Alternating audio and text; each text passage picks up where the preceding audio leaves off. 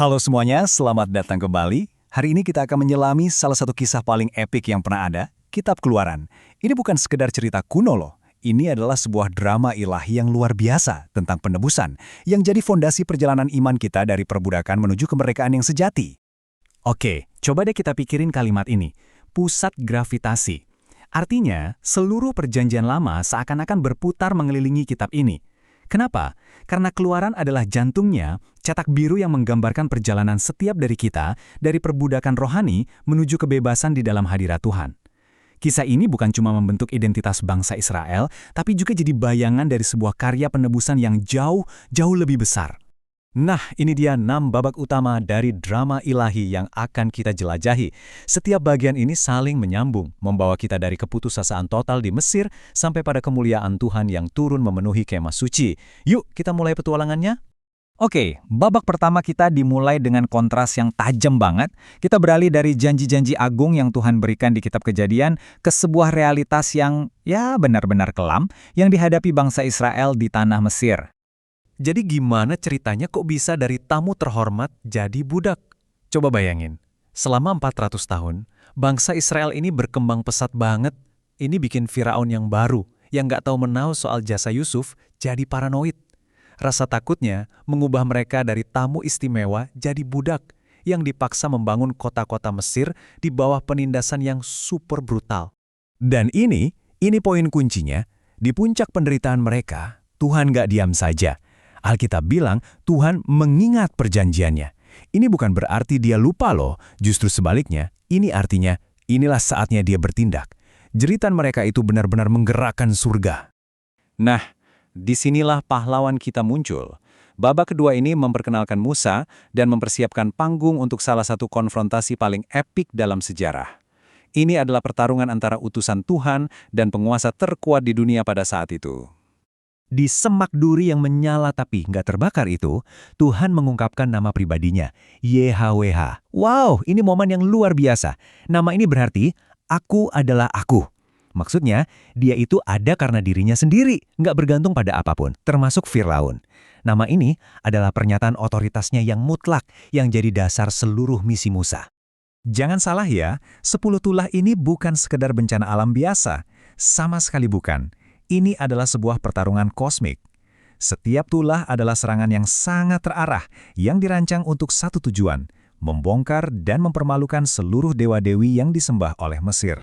Coba deh perhatikan polanya di sini. Ini strategis banget. Tulah pertama langsung menyerang Sungai Nil, sumber kehidupan Mesir, yang mereka anggap sebagai dewa Hapi, dan mengubahnya jadi darah.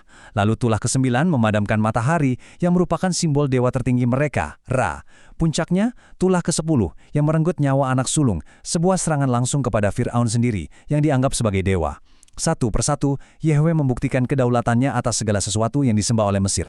Nah, sekarang kita sampai di puncak konfrontasi. Tulah ke-10 yang paling mengerikan ternyata membawa serta sebuah tindakan penyelamatan yang paling dalam, penetapan Paskah. Sebuah ritual yang akan menjadi cetak biru penebusan untuk selamanya. Perintahnya tuh sangat spesifik dan penuh simbol. Setiap keluarga harus mengambil seekor anak domba yang tak bercela, menyembelihnya, lalu mengoleskan darahnya di ambang pintu rumah mereka. Darah itu adalah sebuah tanda. Mereka selamat, bukan karena mereka lebih baik, tapi karena ada kurban pengganti yang telah mati untuk mereka. Slide ini dengan jelas banget menunjukkan kenapa Paskah itu fundamental bagi iman Kristen. Setiap elemennya adalah bayangan profetik yang menunjuk langsung pada Yesus. Rasul Paulus bahkan secara eksplisit menyebut Yesus sebagai anak domba Paskah kita. Anak domba tanpa celah, darah di atas kayu, kebebasan dari perbudakan, semua ini digenapi dengan sempurna dalam penebusan Kristus. Kemerdekaan sudah diraih, tapi perjalanannya baru saja dimulai. Babak selanjutnya membawa Israel ke padang gurun. Ini bukan cuma rute geografis loh, tapi juga sebuah tempat pengujian, sebuah sekolah untuk membentuk karakter dan iman mereka. Di padang gurun yang keras itu, Tuhan mengajar umatnya untuk bergantung 100% pada Dia. Dia membelah lautan, menurunkan roti dari surga setiap pagi, mengeluarkan air dari batu karang, dan memberikan kemenangan dalam perang. Setiap mujizat adalah pelajaran yang tak terlupakan tentang penyediaan dan kuasanya yang gak terbatas. Dan lagi-lagi, kita melihat bayang-bayang yang sangat kuat di sini. Peristiwa-peristiwa ini lebih dari sekedar mujizat fisik. Mana menunjuk kepada Yesus, roti hidup sejati yang memberikan kita kehidupan kekal. Dan air dari batu yang dipukul itu melambangkan Kristus yang dipukul di kayu salib, supaya Roh Kudus, sang air hidup, bisa dicurahkan bagi kita semua. Oke, jadi setelah diselamatkan dari Mesir dan dipelihara di padang gurun, bangsa Israel sekarang siap untuk tahap selanjutnya, sebuah hubungan yang resmi. Di Gunung Sinai, Tuhan memberikan mereka sebuah perjanjian, sebuah konstitusi ilahi yang akan membentuk mereka menjadi kerajaan imam dan bangsa yang kudus. 10 perintah Allah ini punya struktur yang sederhana, tapi dalam banget. 4 perintah pertama itu soal hubungan vertikal kita, bagaimana kita mengasihi Tuhan. Nah, 6 berikutnya adalah tentang hubungan horizontal, bagaimana kita mengasihi sesama. Ini adalah cetak biru abadi untuk sebuah masyarakat yang sehat, yang berpusat pada Tuhan. Jadi, apa gunanya hukum ini buat kita sekarang? Pertama, hukum ini berfungsi seperti cermin yang menunjukkan ketidaksempurnaan kita dan betapa kita butuh juru selamat. Kedua, hukum ini jadi pengekang kejahatan di dunia. Dan yang ketiga, bagi kita orang percaya, hukum ini jadi pemandu yang mencerminkan karakter Tuhan dan menunjukkan jalan kehidupan yang Dia berkati. Kita sampai di babak terakhir dari kitab Keluaran, yang sebenarnya merupakan tujuan dari semuanya, yaitu kerinduan Tuhan untuk tinggal secara nyata di tengah-tengah umatnya. Inilah tujuan utama di balik pembangunan kemah suci. Setiap detail kemah suci ini penuh banget dengan simbolisme. Tabut perjanjian itu ibarat tahta Tuhan di bumi. Kandil emas adalah gambaran Kristus, sang terang dunia.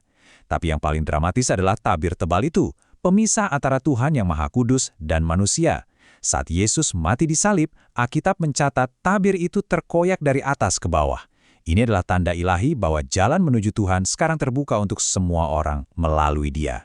Tapi, justru ketika rencana ilahi ini diungkapkan, terjadi sebuah pengkhianatan besar.